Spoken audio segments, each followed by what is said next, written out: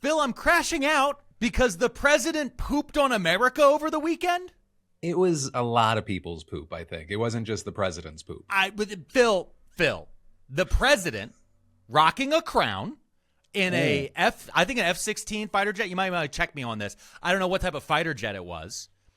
AI generated himself rocking a crown, wearing a face mask wrong, and then flying over New York City and shitting all over protesters, and specifically Harry Sisson.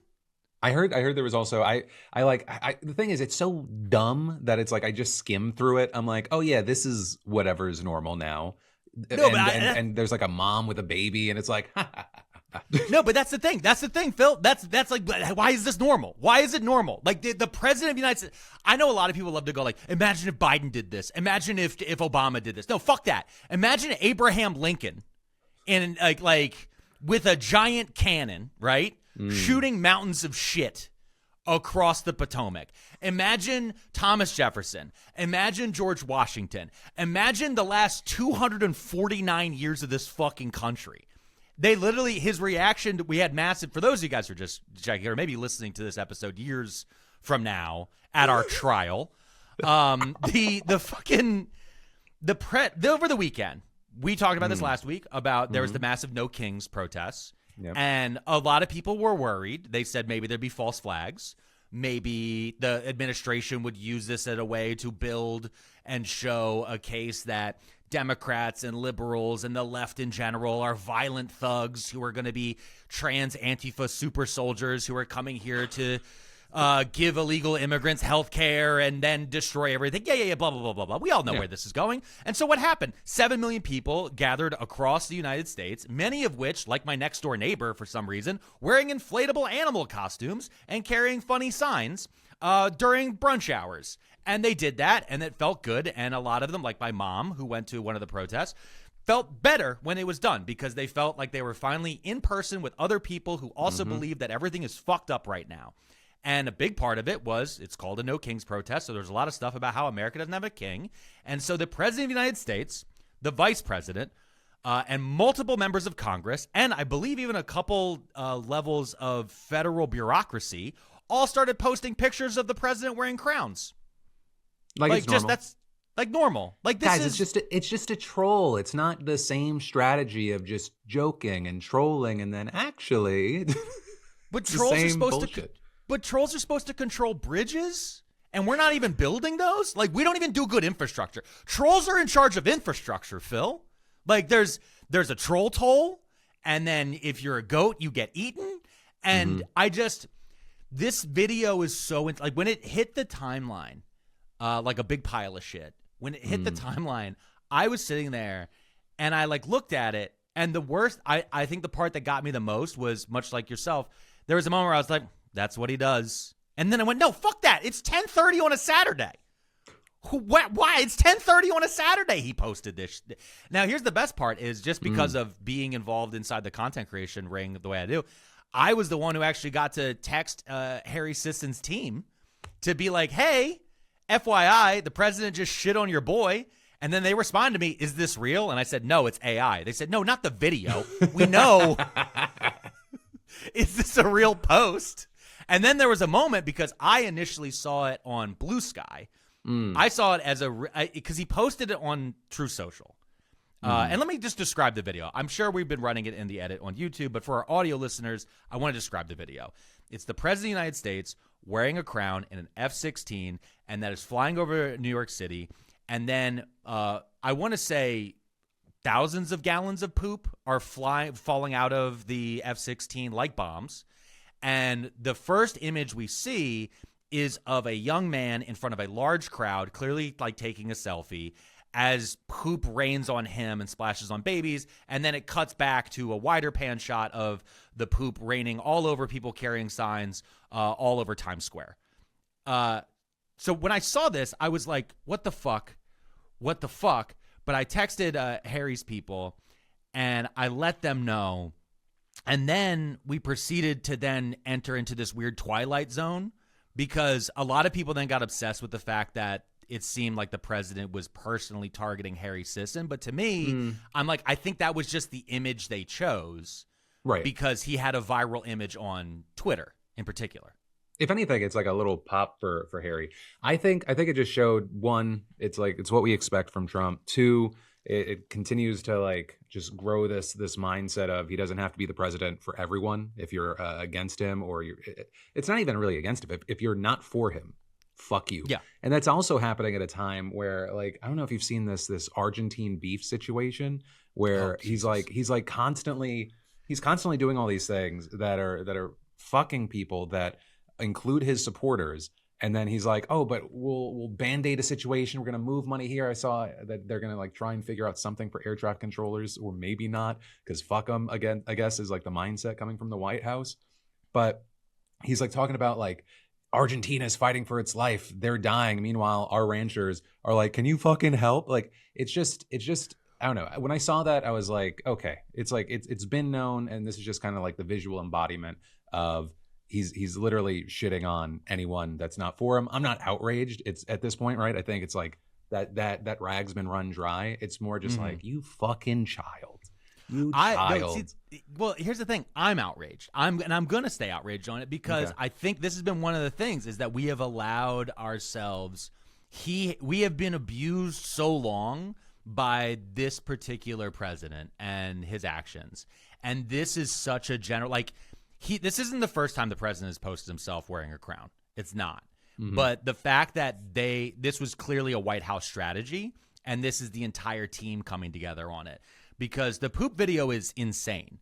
If he had just posted a picture of himself in a crown, I'd be like, all right, it's not the last time he did that. J.D. Vance went on Blue Sky, of all fucking places, to post an AI video of Trump donning a crown, raising a sword, and then having the Democrats kneel before him using footage from 2020 from the George Floyd protests of Nancy Pelosi, Chuck Schumer, and others when they were wearing the kente cloth, kneeling for 8 minutes. Because, again, their entire culture war is still set in 2020. They haven't moved past 2020. That's the reason why that footage was being used for the kneeling. When I saw it, because I knew where that footage came from, I actually was like, why are they putting that in there? It didn't even dawn on me that they were showing the Democrats kneeling to King Trump. I thought it was just a bad edit because, again, they're not good at art. They're relying on, I think, Grok to make this for them. So, like, I was staring at all of this stuff over the weekend, and the fact that the entire machine is just like, yeah, this is just where we are now. It's like, where there was reporters started to ask people in D.C. about this because Harry Sisson himself, as the man who was pooped on, did post on Twitter, quote, can a reporter please ask Trump why he posted an AI video of himself dropping poop on me from a fighter jet? That would be great. Thanks. That got a lot of response on Twitter, on Threads, on everywhere. J.D. Vance, the vice president of the United States, who has also been labeled a deputy for Donald Trump by BBC, did respond. He quote tweeted and said, I'll ask him for you, Harry. Like, such a lame response. It's just such a lame response, but also it's J.D. Vance is trying to step in on all of – J.D. Vance is trying to be the cool guy on the internet. Like, this is the reason why, like, he's been doing a lot more of interviews on Charlie Kirk's show, which we'll talk about more. He's been trying to do more internet stuff. He's trying to, like, wrangle, I want to say, the 18 to 35-year-old Groyper contingent of the right wing to his side. Are they? Is he going to be able to do that? Because every time I see Groypers, they're just like, so about your wife. Like, that's all I see. But also, J.D. Vance has no riz. Like, J.D. Vance has a few months ago when there was a rumor that Trump was they were doing Weekend at Bernie's with Trump. Remember, there was like that one weekend where everyone was like, we haven't seen him in 3 days. Maybe. Like, everybody got like weirdly The horse happy. Has been very, very quiet. Yeah, and everyone was like, maybe. Oh, he hasn't committed any crimes. Maybe he's gone. Like, when that happened, I had so many people who got into my comments across social media were like, oh, but J.D. Vance will be worse. I'm like, no, he won't. Because he has none of the special secret sauce. He has none of it whatsoever to be able to get away with shit like this. Like, if you look at people who make AI videos of J.D. Vance, they aren't of J.D. Vance. They're of a chubby-cheeked man with ringlet hair who has apple dumpling eyes.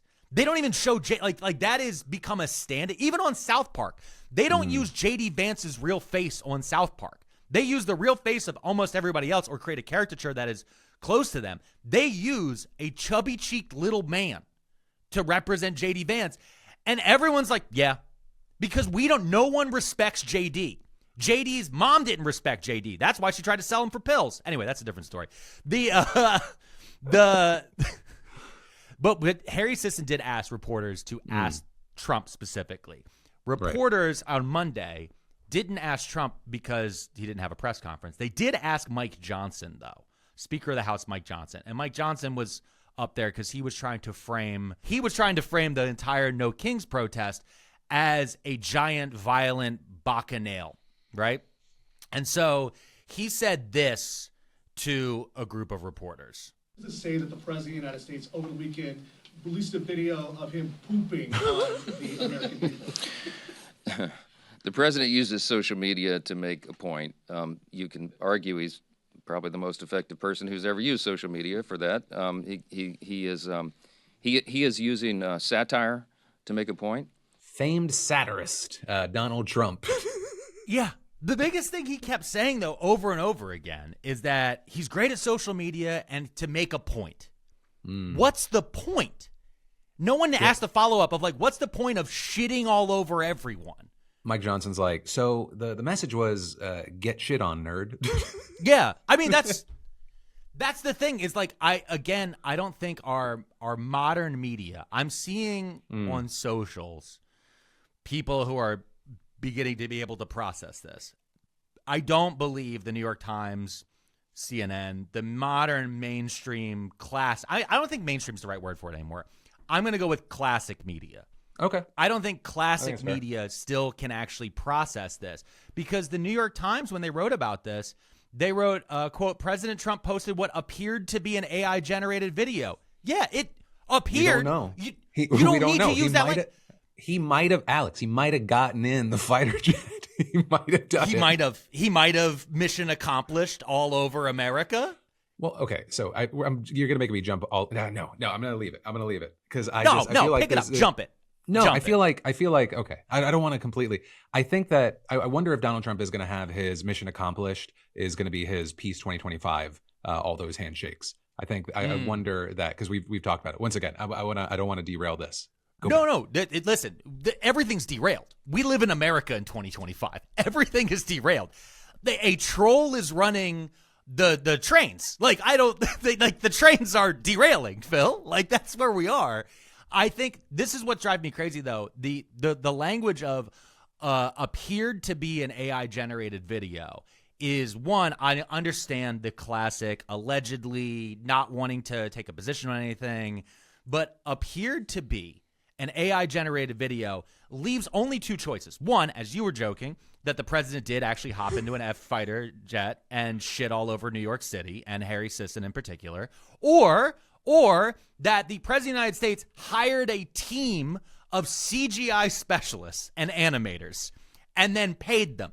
We know he doesn't pay contractors. He's the most famous man in the world to not pay bills. So, like, there's no crunch time in the world where this came together.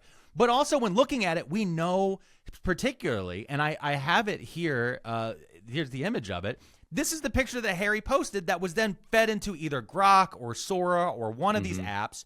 That image is of him taking a selfie in front of the crowd. The background's the same, everything else. They just animated it. They animated it using AI. It has all the telltale sales of AI.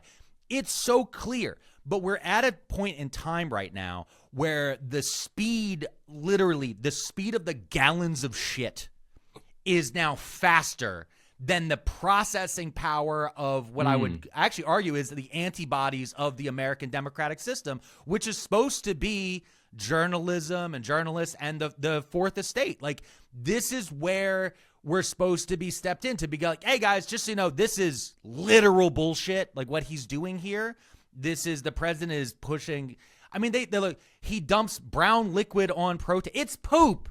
Why are they not just like president shit on America? Yeah, I will say, as someone that I'm constantly having to like talk with people about, like the specific words matter. We have like how we frame things, and like there are stumbles there. in a world where everyone's kind of just scrolling by really quick, it is important for a place like the New York Times to be very clear about what is actually happening and not do this kind of wishy-washy language, because you do not know how many people are actually going to click through, or they're not going to see things, or are going to swipe through and they're like, oh, okay, so he did what with AI? I don't know. So just, he posted an AI generated video on Truth Social showing him dumping shit on American protesters. Like, that matters. But then it's like, you can't, it's like, for an organization that's that big, I start asking questions of like, what are the approval processes? Is it just like you're churning stuff out? Because it looks like even the title says he posts fake AI video, but the social media person was like, well, let's maybe leave a little room, apparently. Well, exactly. And it's the thing that always actually really drives me crazy with social media posts from newspapers is that newspapers used to be really, really good at writing something under 140 characters. They're called headlines. Like the big extra, like when you picture newspapers in the 20s or 30s, the Newsy. You remember, we have a musical about this. The Newsy on the corner. Extra, extra, read all about it. President shits all over America. Like, where is that kid? Where is that? The New York Times wrote a paragraph describing this on their social media, and they know, again, the way these things are going out there. If their social media person doesn't realize that people read the top line first before they get all the way down to the headline that's been embedded in the article, and then looks at the click-through rate, like, what are we talking about here? Because I just want to add, I think it is important that almost like any time we reference these things, that we have to really hit on what he was reacting to. 7 million people getting out to protest him, because having a reaction to it makes sense. Letting it take away the enormity of what he was responding to, what that represents, the potential networking of that, people not feeling alone, I think is like, we need to do both of those things, but we need to not lose that, because I think that's somewhat the point, because it felt like they went on this like concerted trolling campaign of like, let's fucking go on Blue Sky. I don't go on Blue Sky. These guys are more dedicated to the bit than me. I don't fucking go on Blue Sky. Blue Sky, listen, I love, to the Blue Skyers out there, I love y'all. You are the most boring fucking party I've ever been to in my life. It is so much. It is, no, I'm not stopping. I don't give a shit. What are they going to do? Attack you on Blue Sky, Phil? They don't go. We will find out about it 3 months from now.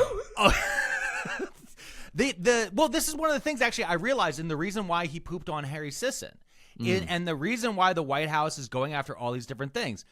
They are going after the last few libs that are left on Twitter. The attacks on Harry, the attacks on the right that have often been happening for guys like Hassan Piker or Destiny or others. These are people who are still in the arena with them on specifically Twitter. When the attacks from the right are coming in on that side. They aren't looking at Instagram. They aren't looking at TikTok yet. They aren't looking. They're going on Blue Sky because they're trying to figure out a way to trigger the libs so they can then create reaction content to how they trigger the libs. Like, they know that Blue Sky is, in some people's mind, a safe space. It's not. It's actually a weirdly libertarian dream where you can control and block whoever you want and actually control your feed and blah, blah, blah, blah, blah. It's supposed to be decentralized, but as we saw through so many different things, when AWS goes down, suddenly nothing's decentralized anymore. Dude, but that happening it was just like a little taste of, it feels like if we ever actually go to war with China, like, we won't be able to access anything for months is what I feel.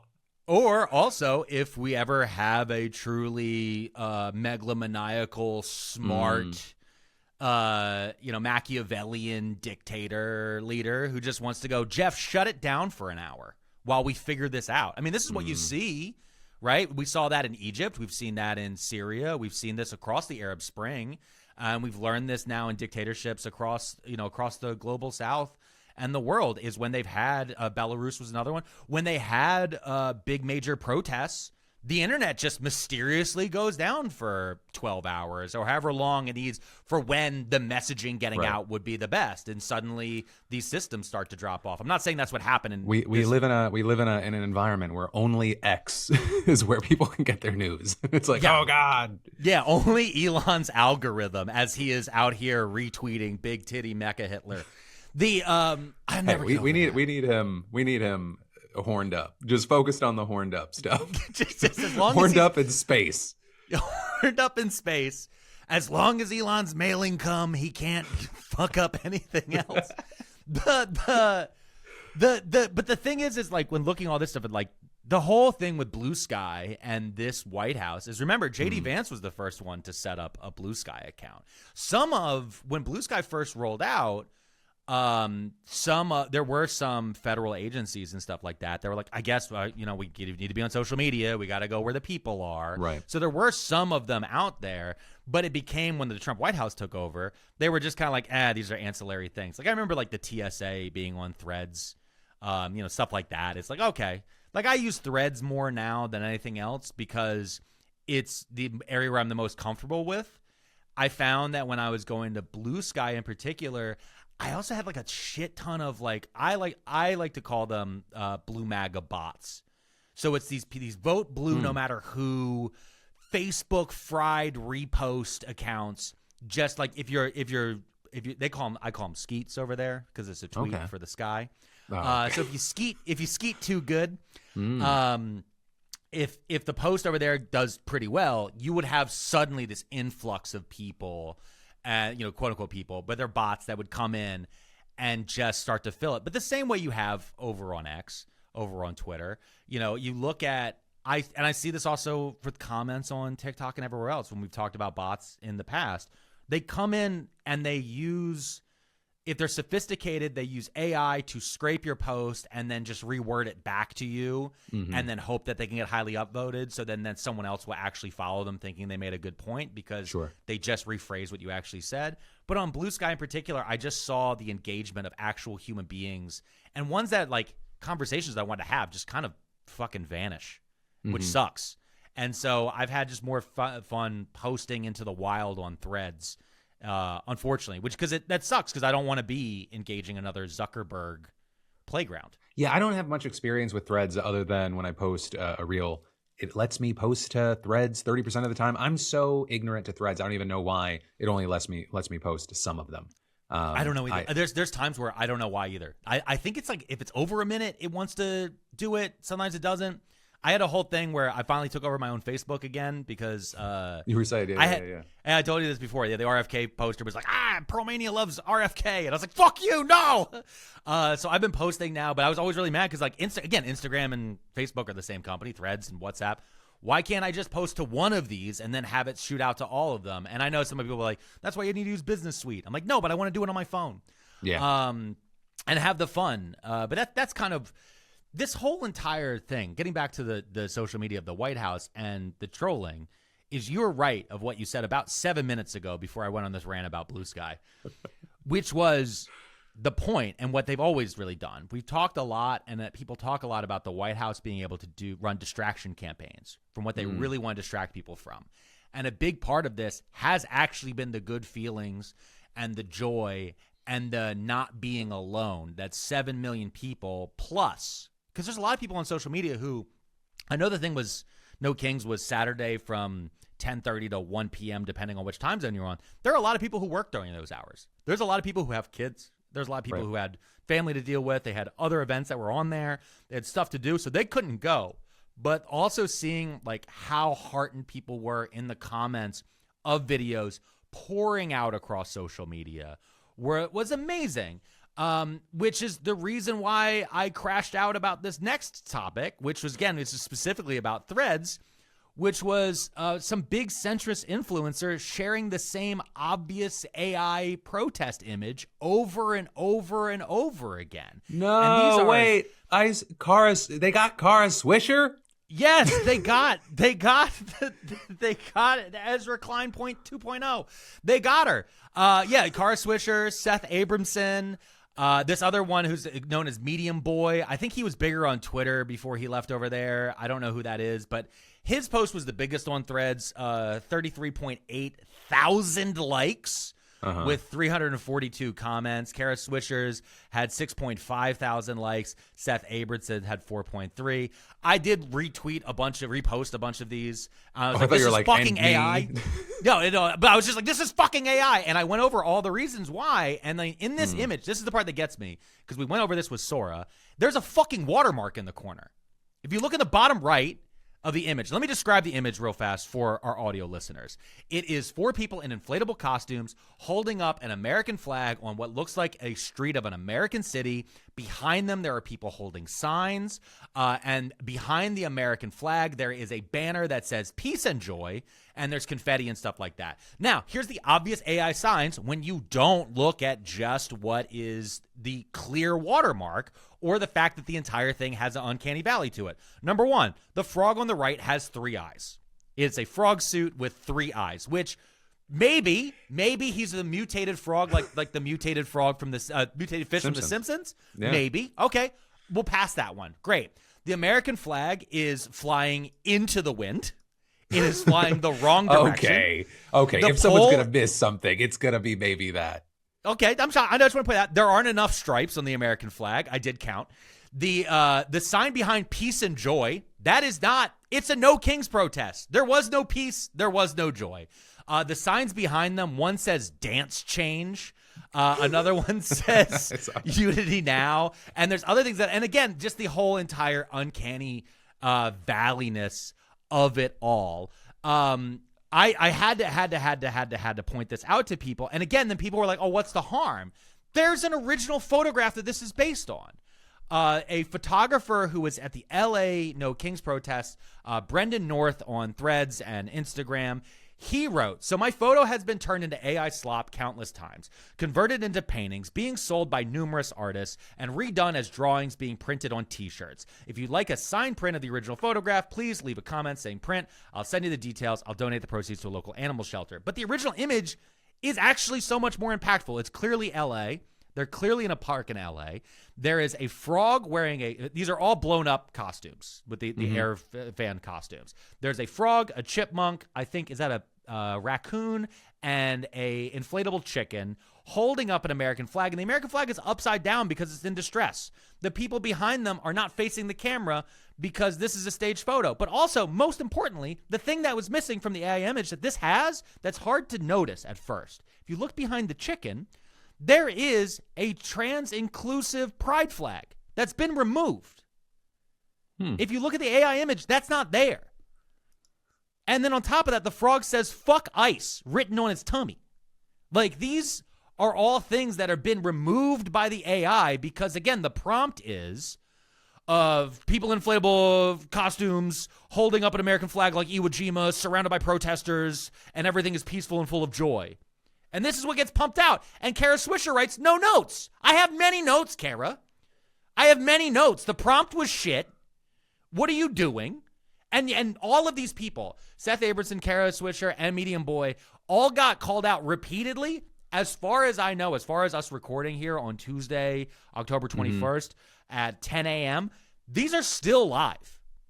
One of them have gotten community notes on them because they've added a community notes feature. I think we've gotten past people removing stuff. Like, stuff gets community noted. It has 5 million views. It is just completely inaccurate. I thought that there was like the Ted Cruz video of like him saying that it wasn't like really this protest. Like, people are past that. But you also be nice to Kara, because I think that I need her on as a IGF as a guest. Okay, so you be nice.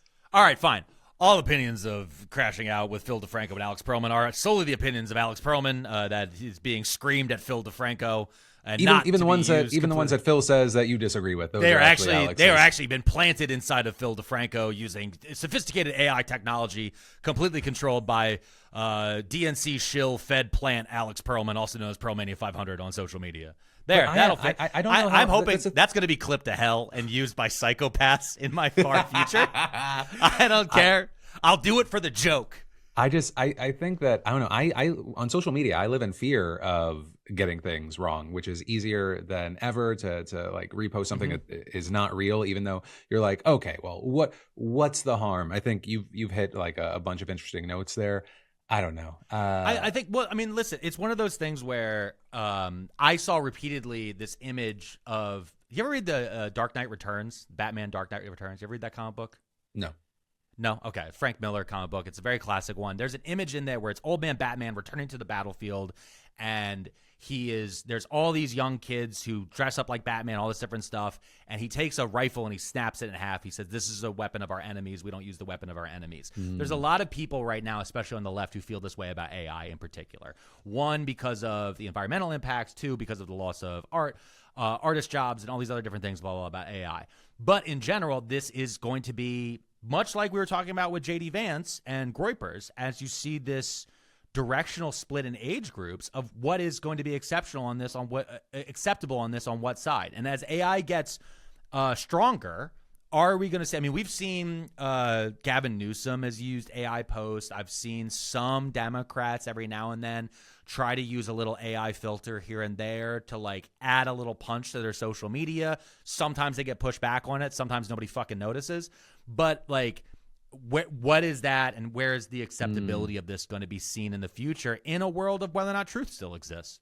That is, I mean, but that's, you framed that in a really interesting way to me, because it's like, do they almost have to, if they're able to pump out insane, weird AI things to manipulate people at the speed of thought, do you have to go like the Newsom route of not just like kind of, I'm rubber, you're glue, like holding up a mirror to what they're doing and incorporating it? I wonder. I don't know. That's interesting. Well, and you know, Phil, it brings me into this actually it was a Blue Sky post, so I know I talked a lot of shit about him, but it was originally a Blue Sky post. But it's a thing I've been thinking about a lot, and it's a post that was written by Patrick Cosmos. His handle is @veryimportant.lawyer. On September 7th, he wrote, working on a new unified theory of American reality, I'm calling, quote, everyone is 12 now. And then he gave some examples. Quote, I'm strong and I want to have like 50 kids in a farm. Of course you do. You're 12. Quote, I don't want to eat vegetables. I think steak and french fries is the only meal. Hell yeah, homie. You're 12. Quote, maybe if there's crime, we should just send the army. Bless your heart, 12-year-old buddy. And this is like, I've been thinking about it more and more, especially when it comes to social media. I mean, the president posted images of himself shitting on people. Like a 12-year-old would think that rules. Yeah, well, okay. Oh, they said they said they think I'm a king. Well, put me in a crown and put me in a fighter jet and put Kenny Loggins' Highway to the Danger Zone in the background. By the way, forgot to even mention that Highway to the Danger Zone was playing in the background of the whole video. Is that why shit on people? Is that why you were playing it as before the podcast when I first came in? You were like, yeah, I love the song, hate the video.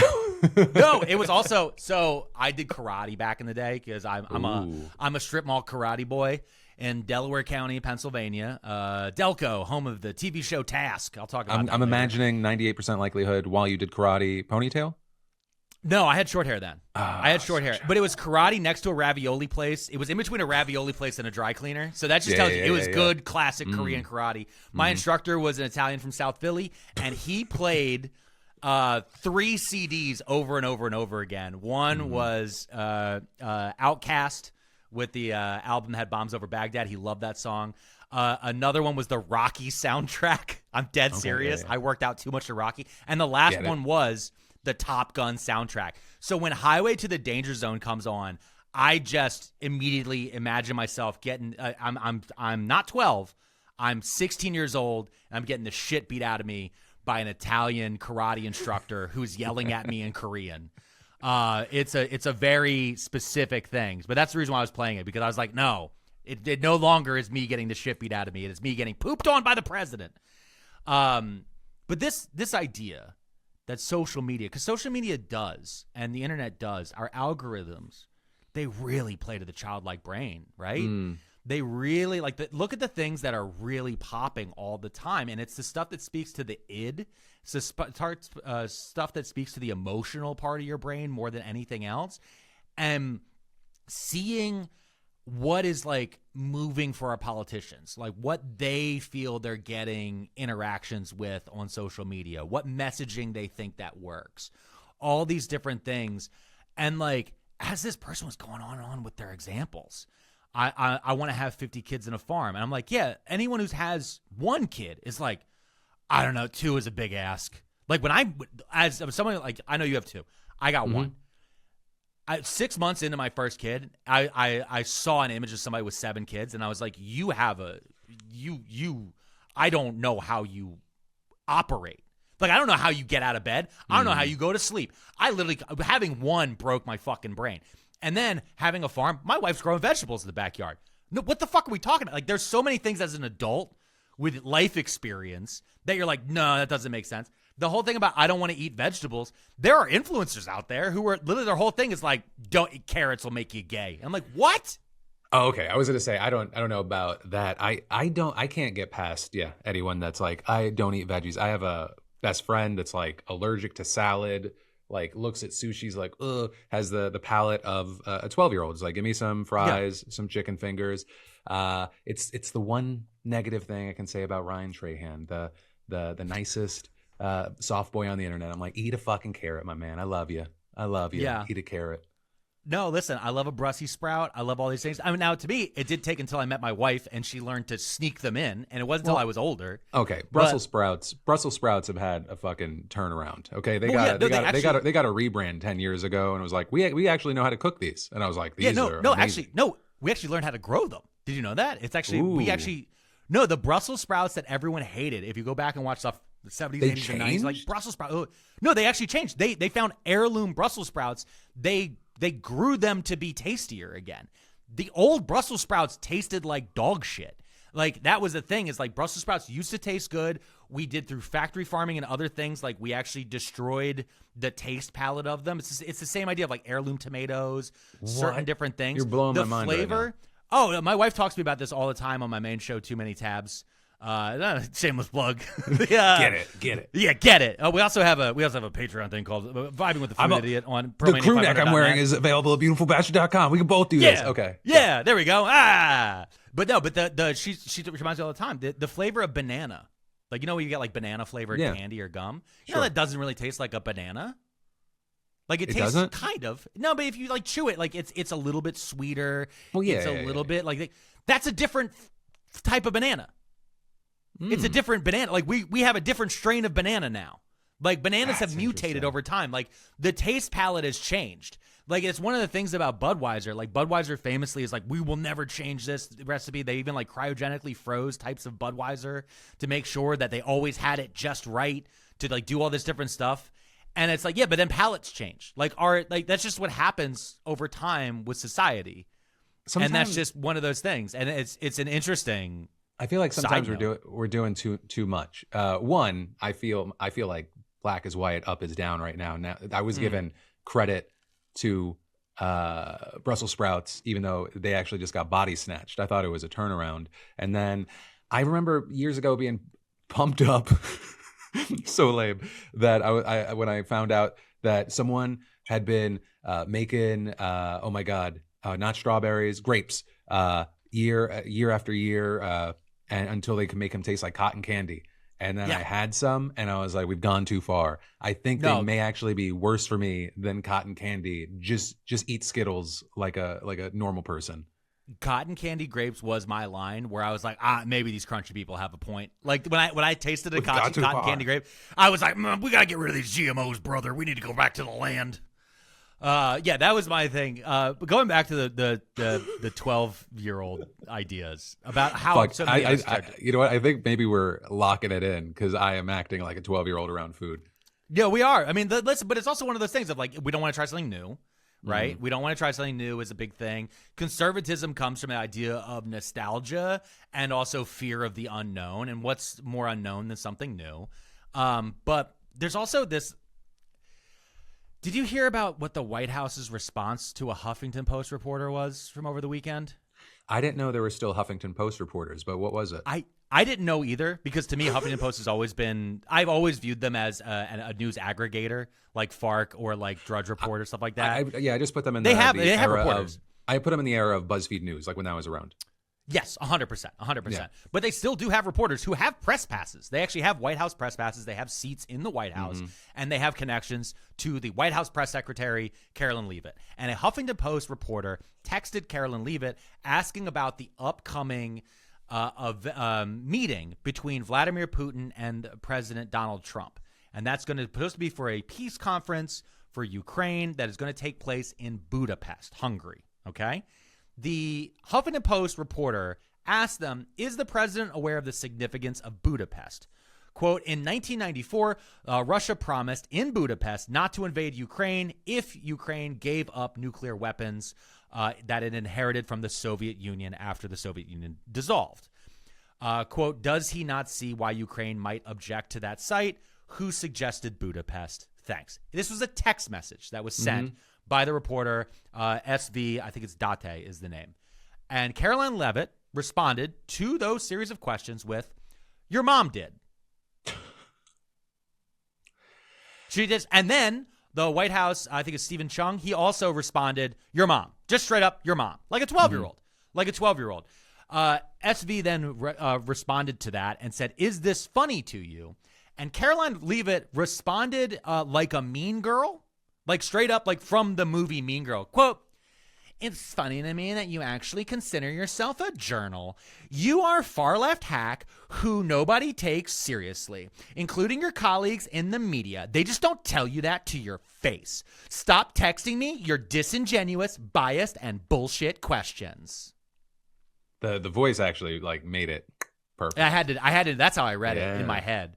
But I wanted to. Now here's the thing, Phil.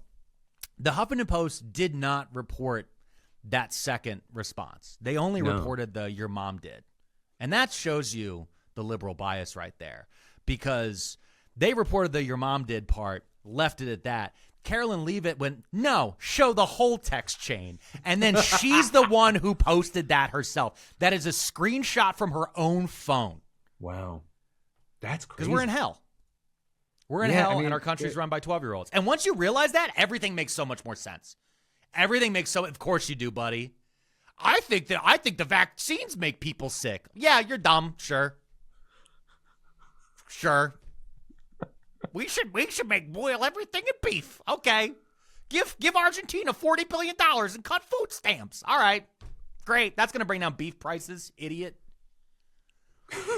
I'm just letting you. No, I'm just fucking Phil. It's just in general. Like we've been sitting around.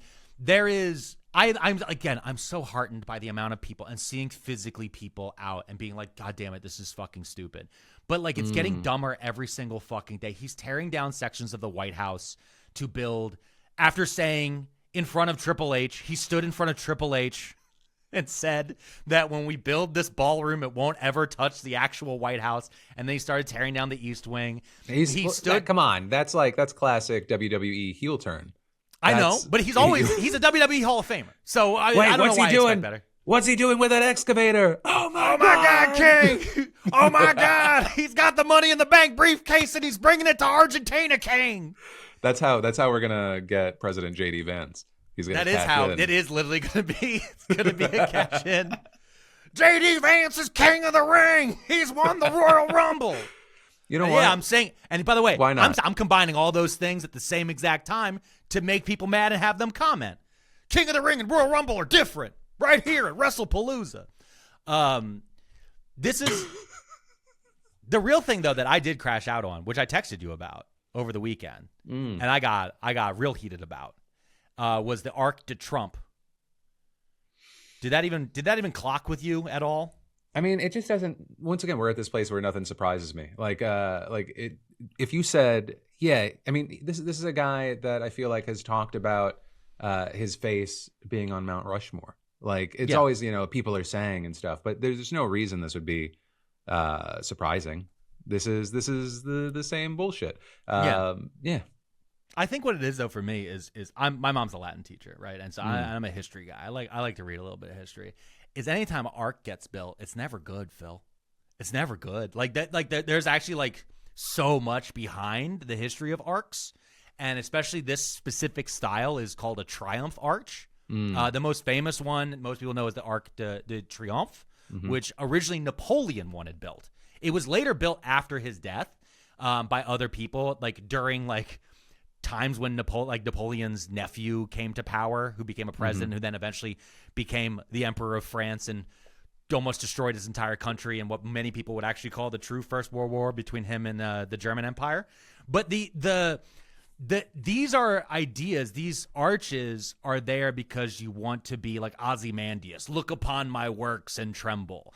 These, when we start getting into this stuff, this is like dictator mega works. And that's where my brain is like, no. And like, we've talked about a couple weeks ago, people being like, Taylor Swift is MAGA.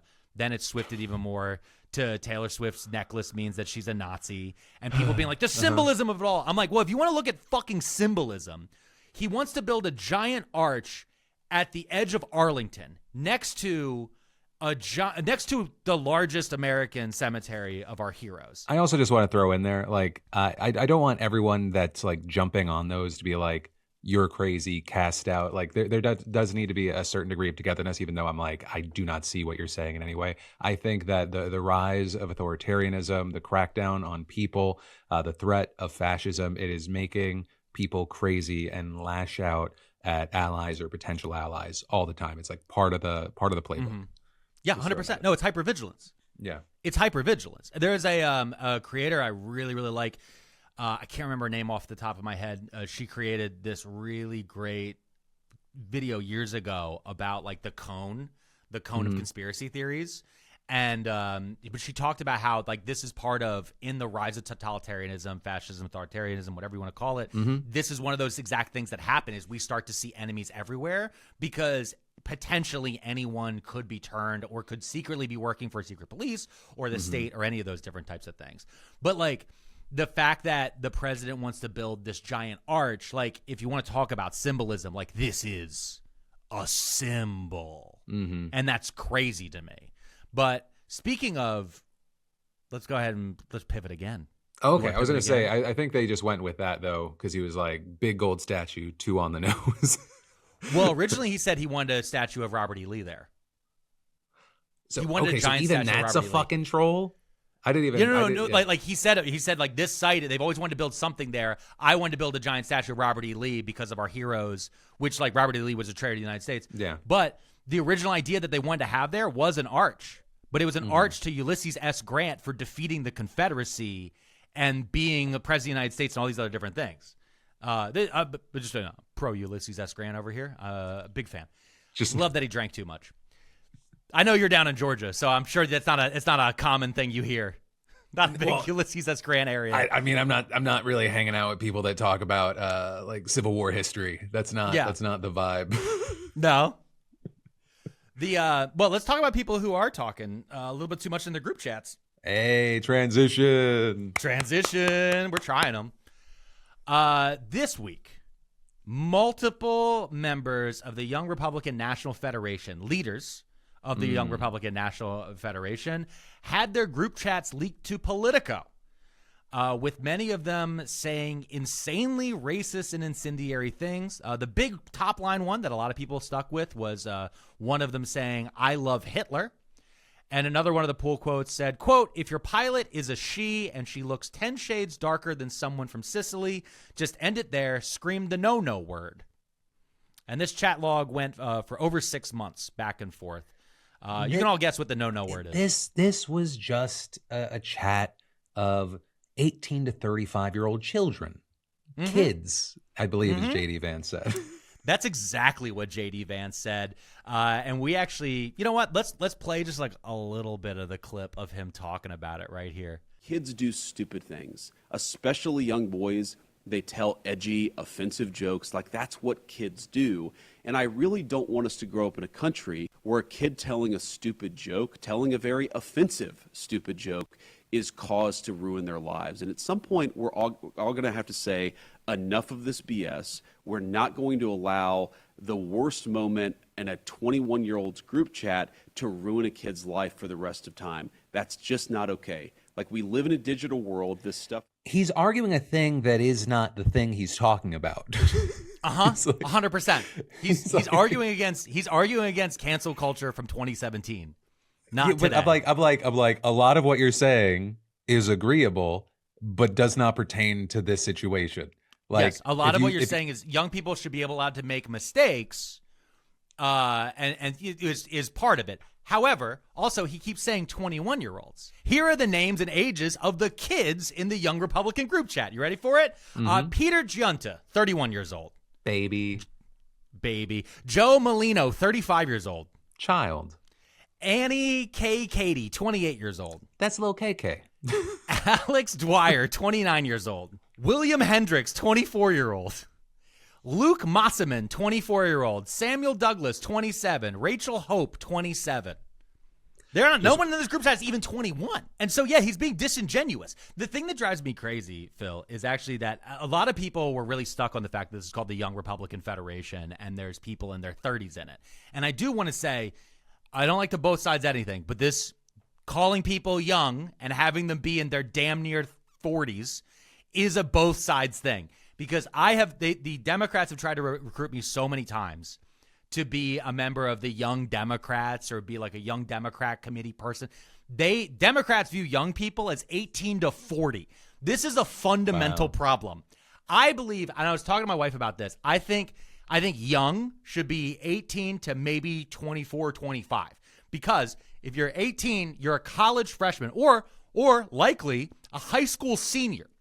And I don't believe a high school senior should be in meetings or have many things in common with someone who is 38 years old. Like, as an old man, as a 41-year-old, I can't tell you how often when I'm doing events or talking to people and I start talking to them and then the age comes up and I realize they weren't alive on 9/11. I'm like, I should probably walk away real fast. We have a different view of the world. You went to Zoom prom. That's fine. Zoom prom is great. People love Zoom prom. Not me. I don't know how to relate to you. Like, I just don't, like, there's a certain moment there. And also, they need to be allowed to have the conversations about the things that pertain to them.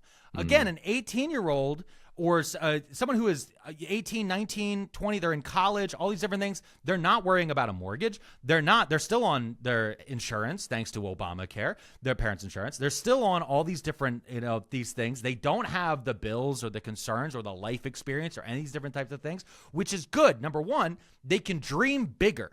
They can see the world in a greater extent of like things that are possible because they're not being dragged down by the reality of their life experience at that point. But number two, we don't need, it's just fucking insane. I just what? I don't know what my number two was. The president shit on all of us. That's number two.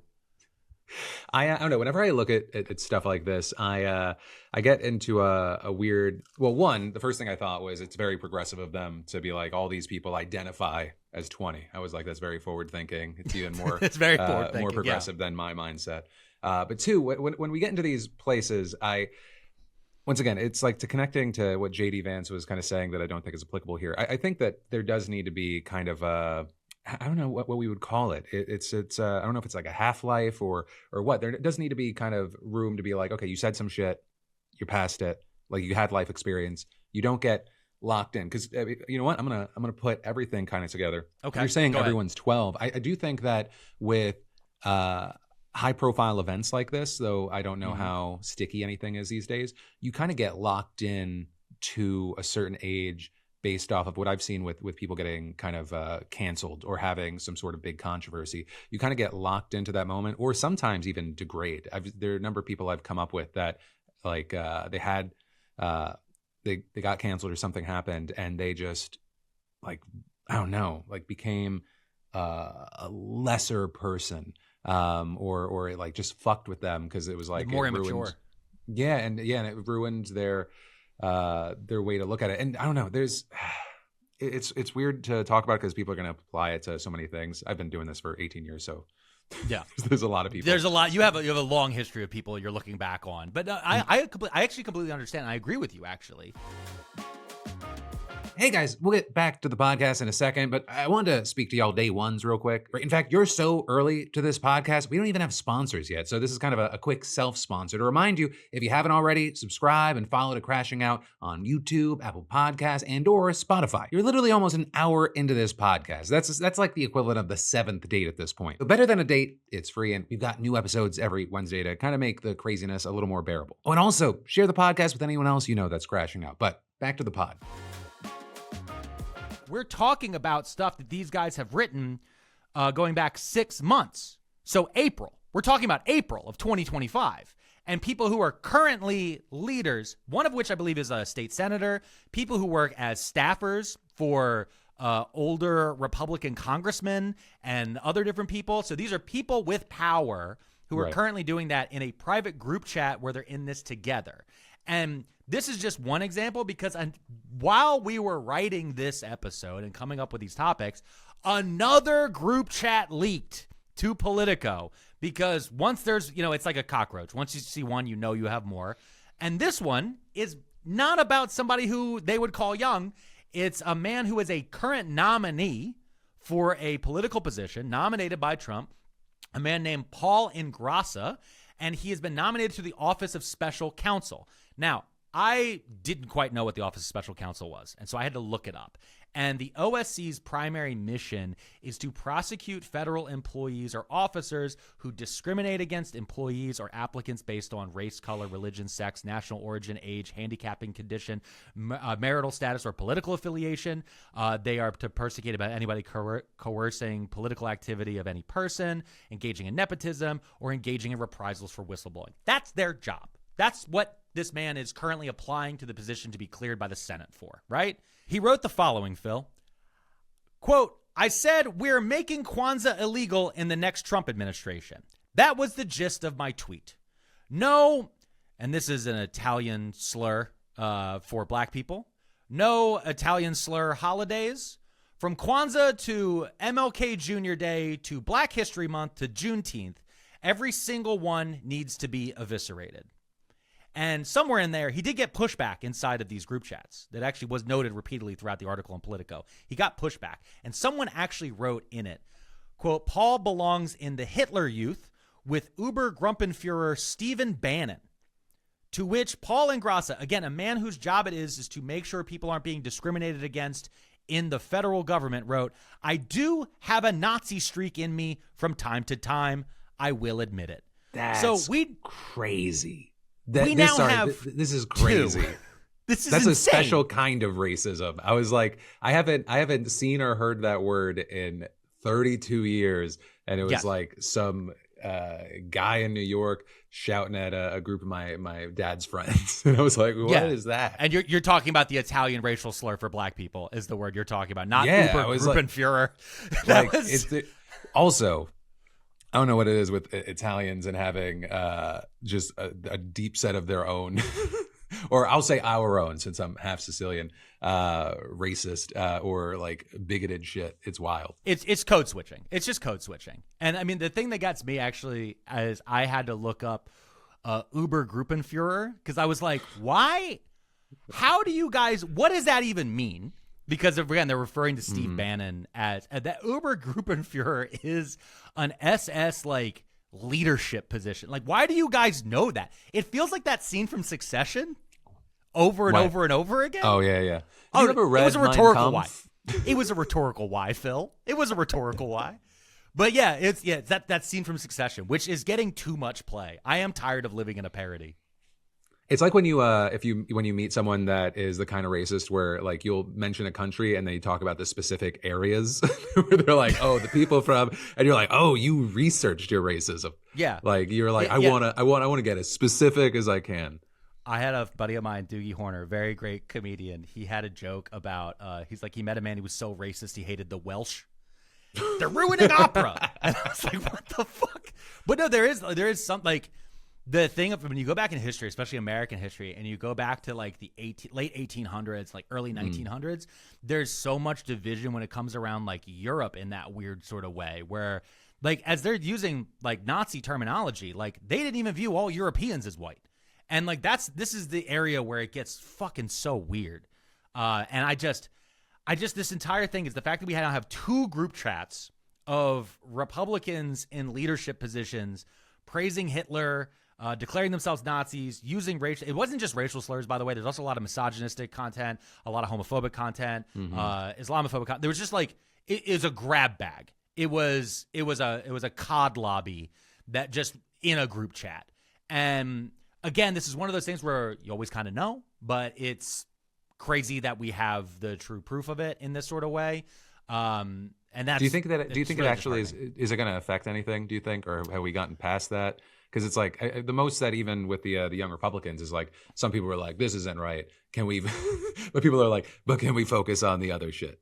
Yeah, exactly. Well, I mean, that's why maybe that's one of the reasons why Trump started pooping all over America. You know what I mean? Like, what is a distraction? What isn't? There has been, I believe a few of the guys have either stepped down or have gotten a light slap on the wrist. But it's one of those things we talked about with the comedians doing Riyadh. How long do you wait? How long until this moves out of the news cycle and then people don't notice it anymore? How long until these guys? After all these weeks, I'm back with Bill Burr. He went there out of the good of his heart to bring comedy to the people. Dude, every time he talks about like what he expected in Riyadh, I saw him on Conan. I'm like, this sounds really. I was like, I didn't have an image of the people there. Like you're talking about it, where like people are in the streets shooting machine guns and I was like, Bill, we're talking about the fucking regime there. What the fuck is wrong with you, Bill? Anyway, yeah, I know. There's been so many videos and so much content around them in general, but yeah, Bill Burr's reaction in general is also like it's crazy because famously, like he usually doesn't keep stepping in it. It's like I feel like he feels wronged. It's one of these things where you feel wronged and he has maybe enough in his account where he's like, fuck you guys, I'm sticking with it. But it's so weird because it's like, dude, you're one of how many people, and you're the one that's now bringing it up. But yeah, well, you know what? Actually, it's going back to what you just said a few minutes ago about the when you get canceled or whatever and have this pile on, and they start doubling down on it. I keep thinking back to Chappelle and the trans joke. You get 3 trans specials in a row. Yeah, exactly. It's just this double down. Oh, that's Kevin Sorbo. He made 5 Mythicas. That joke is for like 3 people. It went over my head. It's fine. It's a not great movie that I've watched too many of. He produces, and it's Kevin Sorbo. Honestly, what sucks is like Hercules, the original. You ever watch it? The Xena. I remember watching it as a kid, like that, and what was that Clint Eastwood show? Clint Eastwood show. Not Clint Eastwood. I'm sorry. Fucking Karate Redhead. Karate Redhead? Kung Fu, The Legend Continues? No, he was a sheriff, and we're gonna Briscoe find this County out. Jr.? No, talking about Briscoe with Bruce County, with Bruce. The guy that did this, the thumbs up. Chuck Norris. Thank you, Jesus. Okay. Sometimes I don't think of Chuck Norris as a redhead. I guess he is. I guess he's strawberry blonde. Get in the comments. Tell us whether or not Chuck Norris. Don't look it up. Why am I? Let's live in a world. He might be. We live in a world where I can confirm something. Yeah, but I miss being in a time where I go, and it was that Tom Petty song. You know what I mean? Like that's why I miss being in those days. It looks red, but it also looks brown. It might be. No, but it might be. He might be a strawberry blonde. He might be a strawberry blonde. I mean, listen, I'm not here. I'll never take away somebody's ginger card. I'll never do it. Yeah, you don't want to do that. There's not many of I don't ever want to do that. I'll never come in and take away from somebody because I feel like it would be imprisoning them outside of the joy of being pale. Speaking of people who've been freed. Yeah. No. That was going to be my pivot. I'm just derailing everything at the end. No, you're doing great. Speaking of being freed from a prison, George Santos is out, Phil. Or if you're getting to this episode late, maybe Diddy. I know. I think, honestly, I've been writing about this online. I think he's building a Legion of Doom. He's building a rogues gallery. Oh, that makes everything make more. Oh man, and at the head of the table is gonna be the ghost of Jeffrey Epstein. He's like, that's the leader. Well, in DC Comics, his name is Gentleman Ghost. He's just there floating. I don't think he's building a ballroom. I think he's building that weird Darth Vader head from Super Friends, and he's refilling. He's not draining the swamp. He's refilling the swamp, and there's a big Darth Vader head, and this is where they're going to edit in all these imagery for the YouTube video, and it's going to be Donald Trump in a Legion. He's going to be in a Lex Luthor green and purple, and he's going to be yelling at the Joker. And that's just going to be JD Vance. Your editors are going to have such a hell of a time putting this They're together. like, we're literally doing none of this. we have 2 double shows today. Do it, editors, and don't use AI. Do it all by hand. Get in. Please don't use AI. I don't want to take that hit. Make George Santos as Cheetah from Wonder Woman. because that's how I want. I mean, now that he's back out, we might be able to pay enough to get a cameo of him just doing that. You probably could.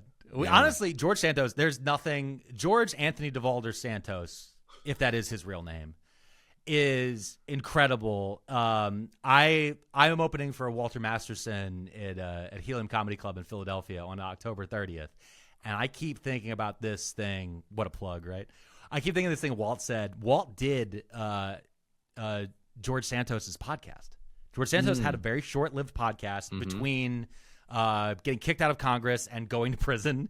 He had a very short-run podcast, but Walt was like, it was the most heavily produced podcast he'd ever been in. Like, he's like, they had craft services table. Somebody was spending a lot of money, a lot more money than we're spending to put this thing on.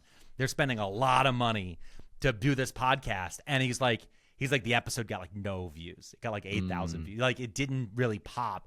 And so I just know that you just got to say, George, be here at this time and you'll get this many views. And whoever's behind him back there, giving him credit card numbers he shouldn't have, is crazy. I don't know. You can't keep this diva down. I think that here's the problem. This is going to be another week where I go, hey, let's look at someone that seems to be just a genuinely bad person and take life lessons, because the lesson here is like, play all the cards you have, never stop, and you'll somehow make it out. It's like, the fact that we're here isn't shocking. I do wonder some of the thinking here. Was it Donald Trump trying to just be like, hey, you vote my way, you can get away with anything? Was he trying to calm Marjorie Taylor Greene down, who had wanted, who had pled with the president to do it, and he's like, maybe chill out with the Epstein stuff? But it seems like, I think she's still firing on cylinders there.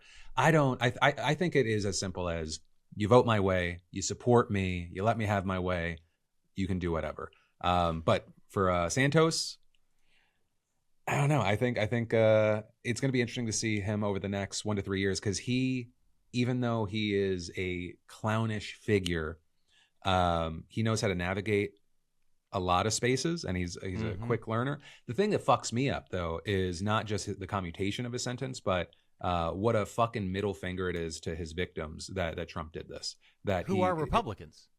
And once again, it's like, it shouldn't even matter, but we have to fucking clarify that, because he's made it so clear that he's fine trying to fuck Democrats or anyone that's not on his side. And so we have to be like, it's the same thing as like when a judge rules against him, we have to be like, a Trump appointed judge or a Republican appointed judge, because we have to put that, because it's like, there's some people that are going to instantly dismiss it and be like, probably a communist judge, and you're like, what? Because he just didn't. Anyway, so it's Trump threatens a man. Oh, that man is Thomas Massey, the famously not liberal, poses with pictures of his kids in AR-15s. Thomas Massey, Thomas Massey out here. He's the reason people started announcing their pronouns. When I think of Thomas Massey, who Haley Williams calls out in her in one of her songs, like, famously not woke at all, Haley. Like, what the fuck are we doing? Yeah, in the you read it on your show, on your Monday show, but I do want to highlight the part of Trump's True Socials post about this, because he begins it by saying George Santos was somewhat of a, quote, rogue. And then later he says, at least Santos always had the courage, conviction, and intelligence to always vote Republican. Which again, and this is part of one of the things they point out for a very long time here, and we heard it going into the campaign of a lot of the people that we knew were going to get positions under Trump. A lot of them said, I'm going to commit a lot of crimes, and then I'm going to leave town with a Trump pardon in my pocket.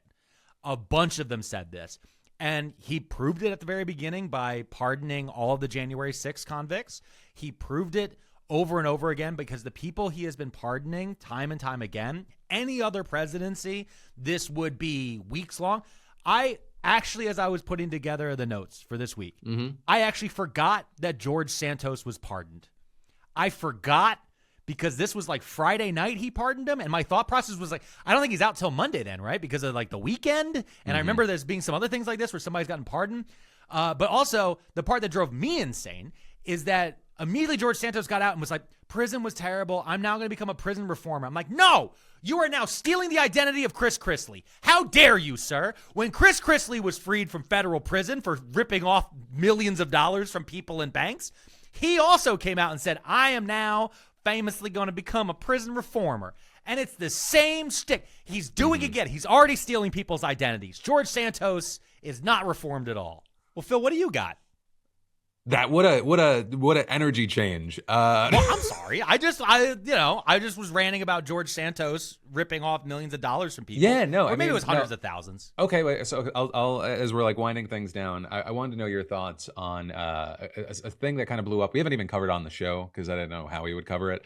But a lot of people have been talking about YouTuber Moistcritical Charlie.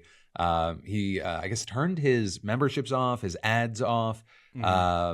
I guess you can't donate to him, and he showed his YouTube earnings, which I'm imagining is AdSense and members. I don't know what all he has going on YouTube, but it was I think over the lifetime, but really it was over kind of like the last, I want to say 5-6 years. I have to look at the chart again.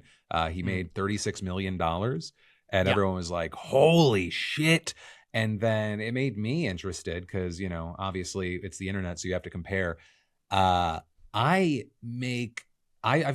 been doing this for 18 years. I haven't, according to my stats, I haven't gotten nearly that to overshare just from AdSense. And I'm very, very, I have to go through the hoops. Very blessed, very thankful. I have I guess it says estimated revenue is 6.6 over the lifetime of my channel. And so just multiples more, but I think that also speaks to like different business models. Like obviously he has stuff that he sells. We mainly make our money through sponsorships. And I have no idea what that ends up being, but I was kind of blown away by that number. It made me go like, great for you. Congratulations.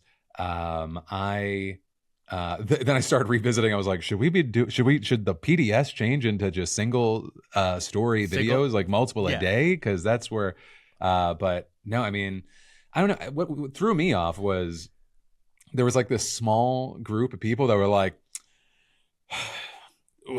but I guess he was happy taking that. Like it was tried to turn it into a negative. Like he was more than happy to the $35th million to take donations or AdSense. And I was like, that's your fucking takeaway.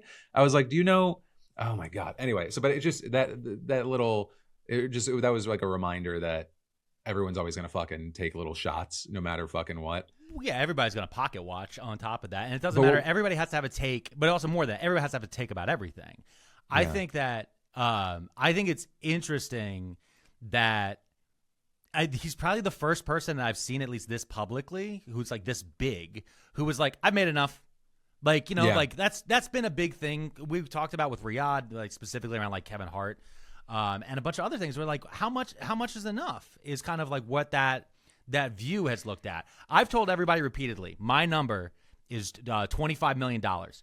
If you give me $25 million, I'll say whatever the fuck you want. Also, I'll go away. I'll go away when I'm done too. I was like, $25 million that's on a boat. I'm on a boat. You're never talking to me again. I'm living off the interest. I'm not living off of $25 million a year if I ever hit that number. But I will applaud him for turning off the donation side of things. But there is that setting. You do applaud him for that. I do applaud him for that. I think it is good because I think, as he was saying in some of the videos I watched him on, was like there isn't an option to turn it off. So the only option was to make it crazy high, right? Because it is one of those weird things. I mean, I have a Patreon. My wife and I have a Patreon for our podcast, Too Many Tabs, which you can join at pearlmania500.net to get ad-free content and bonus content like vibing out with the food idiot and the after party, along with other different ways to parasocially engage with me and my wife. We should just rename this podcast Too Many Plugs. That's what we should do. Too Many Tabs, Too Many Plugs. Hey, I was good for the first 3 episodes. I didn't plug hard. I said, I'm going to concentrate on this show. Hey, we're in the ass end of the show. You get it.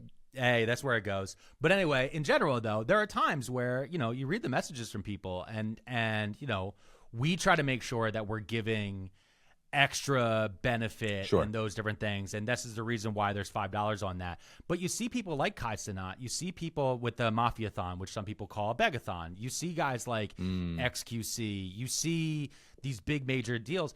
And also, there's been this very long time where a lot of standard viewers, people on the outside who have had no touch inside the content creation world, whether it be YouTube, Instagram, TikTok, any of these different things, you start to hear these numbers get thrown around and the possibility of where these numbers are, right? And so it's like looking at athletes. We know that some athletes make $100 million, right? These are top at LeBron James, the top of the game people.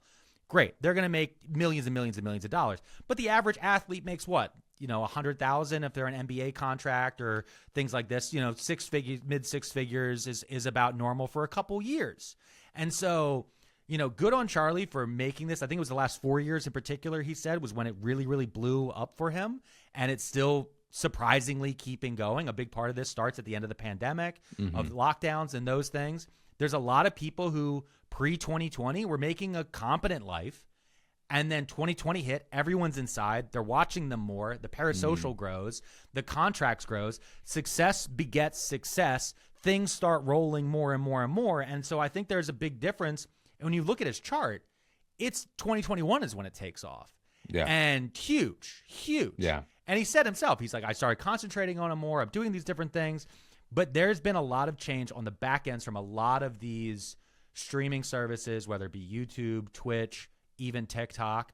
They want the consumer to pay more and to be a pass-through device. They want people to pay on memberships. They want people to donate tips. Facebook even has people can tip you on your video. TikTok has one where, they can tip you a couple cents and you can get they can give you a star. Like, the whole point of TikTok Live in reality is busking. TikTok Live is busking. It's just busking in your pocket. It's the same thing as opening up a guitar on the street and putting a $5 bill in there and then hoping that other people throw in as you sing Wonderwall. That same exact thing is what's happening on TikTok Live as you sit there and people start, you hope someone throws a galaxy at you. So I do think that this has gone too far in this idea of the pass-through and expecting community in this way. We're more used to, obviously, the creator funds and sponsorships and those. That should be the way it goes. And you can see now where the possibility of that is, right? Yeah, I mean, yeah, I think that it's not a full one-to-one for everyone. I don't know Charlie's full scope of business. I mean, it seems like that's the thing. Sometimes it's like it seems simple, but then you find out like there's a whole team, right? So yeah, exactly. Your number is divided out through payroll. Like there's sure. a whole payroll behind there that's going out over 18 years. Yeah, so I have so for like the PDS and like the business, it's like we have we get into the double digits as far as staffing. Everyone, has like a certain salary and we have benefits across the board. And it's like there's all those costs.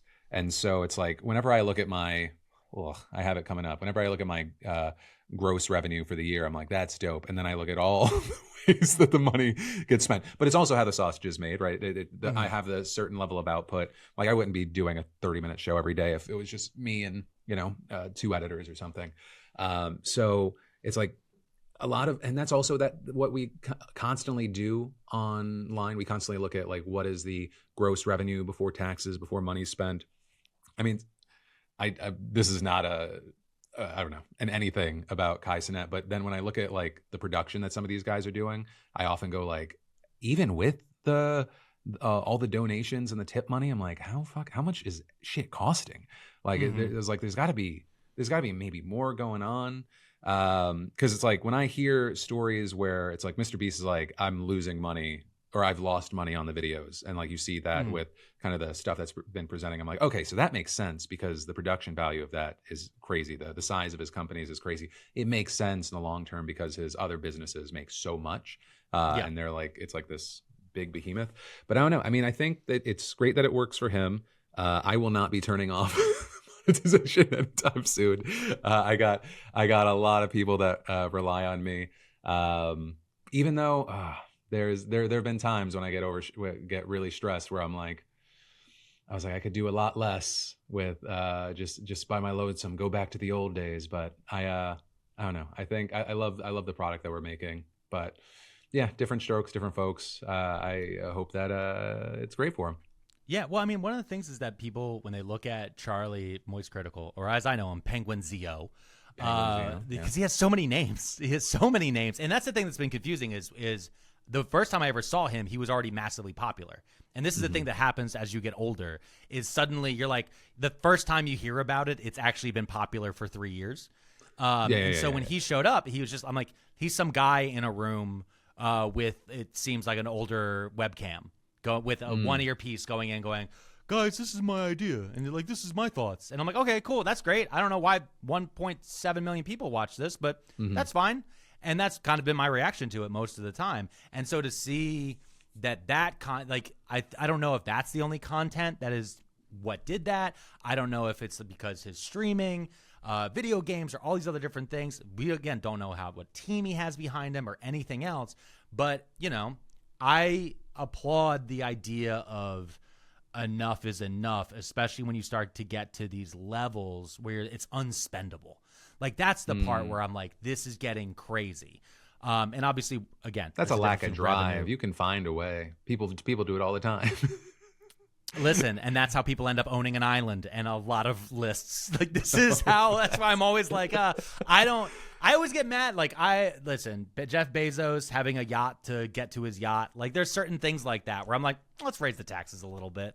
Like, that's kind of where my feeling is. And I think that this is an interesting hill, incredibly interesting hill for him to bring up during kind of this moment that we're seeing all across, I think, the streamer platform.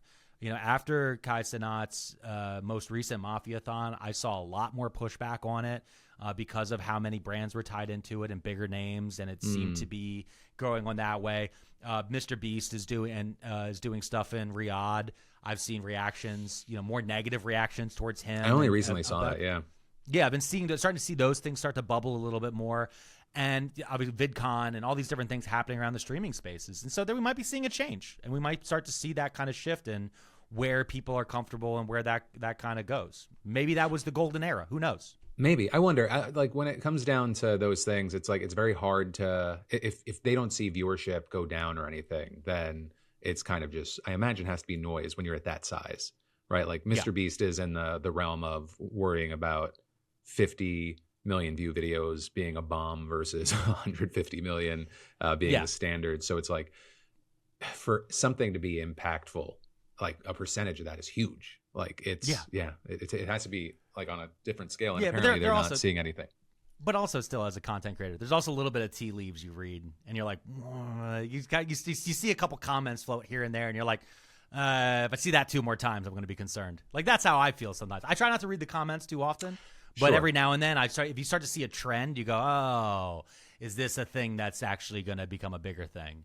And so that's the thing you always keep an eye on. Yeah, so it's actually on the note of sometimes seeing comments but not going into it. What are your thoughts on us maybe opening up a thing where people can send comments or like a voice message, and we end the show on that? Because I've seen some requests on that. I would like that. I think that would be cool. Because it'd be one less thing I have to think of.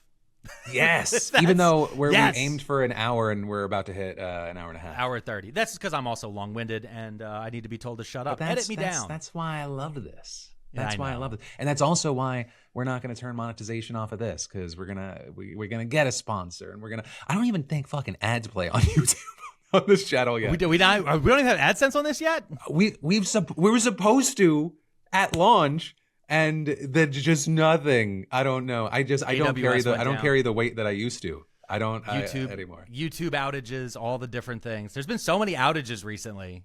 I was literally everybody AI. I was literally talking to the sales team. I was like, we showed that we're doing this. We got to get a sponsor in, because Alex is going to start being like, I don't want to just hang out. I like the hanging out. No, I like hanging out. I know. We could also hang out off camera. That could also be the thing.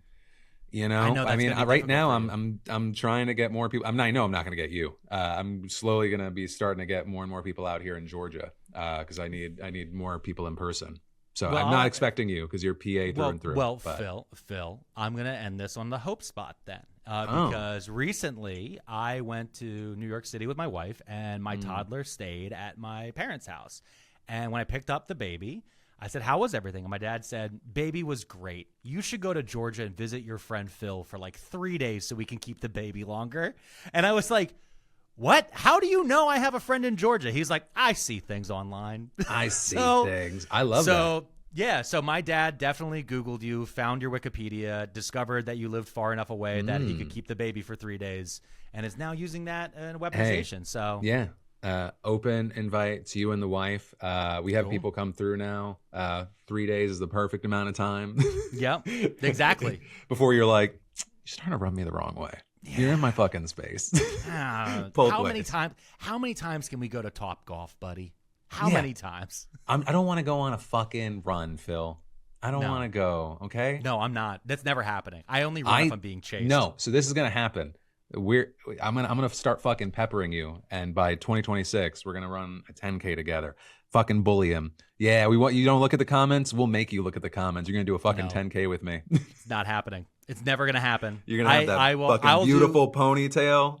No, it's not happening. I will end this show right the fuck now. If that ends up being it, I don't care about the money. I don't care about the influence, the fame, anything. If you go look at me and say I got to run on pavement, no, never going to happen.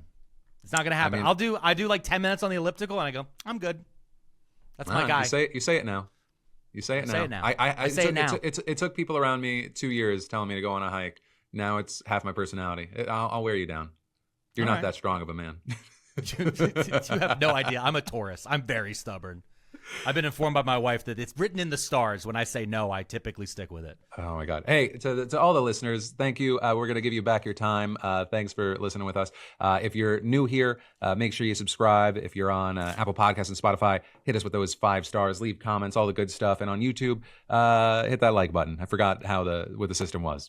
There's a hype button, too. Hit the hype, hit the like, hit a comment. You said that, and then it wasn't there. And then it depends on the accounts. It depends. It's so weird. Sometimes I don't think everybody gets a hype button. I don't know anymore. It's all bizarre. But if there is a hype button, please hit it. If there isn't, then just hit the like button and then share it into a group chat and go, "Hey man, these guys make some pretty good points about the President of the United States taking a shit on America." Bye.